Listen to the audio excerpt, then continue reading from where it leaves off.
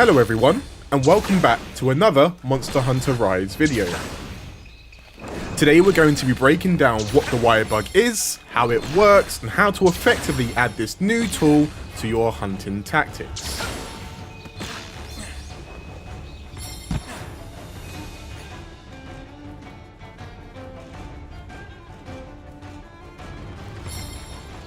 Wirebugs are an integral part of your hunter's toolkit and offer a plethora of mobility options as well as some new attacks. Now it's important to remember that Wirebug moves rely on Wirebug charges. These charges cost Wirebugs, but don't fret, these bugs will recover over time.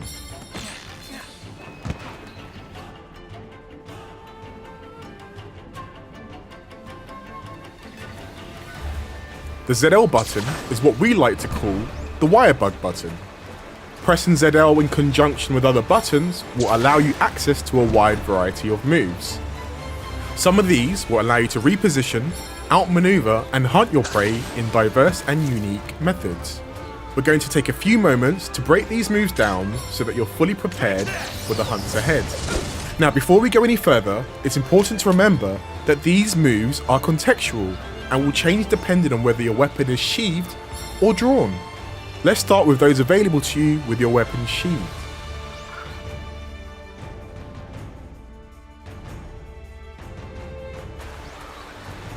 Pressing ZL and A on the ground will send you hurtling forward in the direction that your hunter is facing. This ability allows for fast repositioning either towards or away from the threats your hunter may be facing. Pressing ZL and X on the ground will send you in a diagonally upwards trajectory. This is an incredibly useful ability that will help you get aerial advantage over your targets, or quickly reposition to avoid incoming grounded attacks. Holding ZL and then pressing ZR will fire a Wirebug in the direction of your reticule. This will propel you in that direction with greater precision than any of the other methods.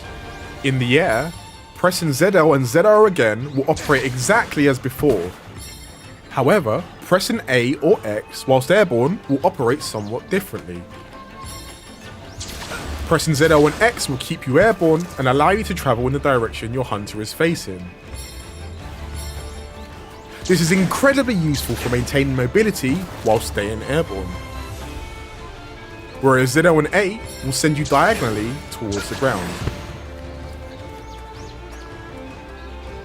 This is perfect for those wanting access to grounded attacks and moves at a moment's notice. If you're having trouble remembering all of these, think of them like this. ZL and X will either get you airborne and keep you there, and that using ZL and A will keep you grounded or get you there. Pressing A whilst airborne will cause you to halt momentum and utilise a Wirebug to hang in the air. From here you can evade in a chosen direction by tilting the left stick and pressing B. This is an excellent manoeuvre for repositioning, recovering stamina and taking evasive action.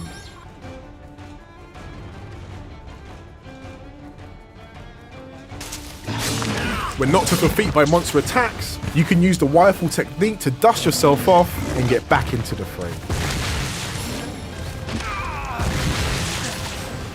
Press ZL and B whilst knocked over to reposition and save yourself from a monster's onslaught of attacks.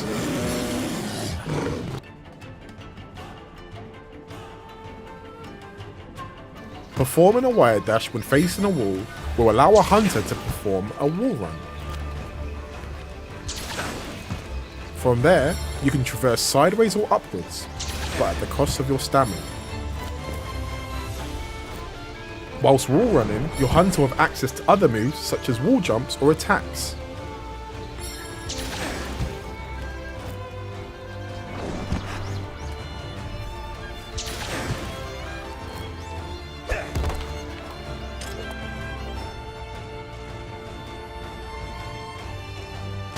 This is for my fellow hunters! With your weapon readied, you'll have access to unique Wirebug assisted moves, known as Silkbind. Silkbind attacks can be triggered by pressing ZL and X or A depending on your weapon's moveset. Ranged weapons can trigger these moves by holding R and pressing X or A whilst their weapon is drawn. We hope you've enjoyed this brief overview of the basics of using the Wirebug. We hope you'll take this knowledge and develop it even further when you get your hands on Monster Hunter Rise, which arrives on Nintendo Switch March 26, 2021.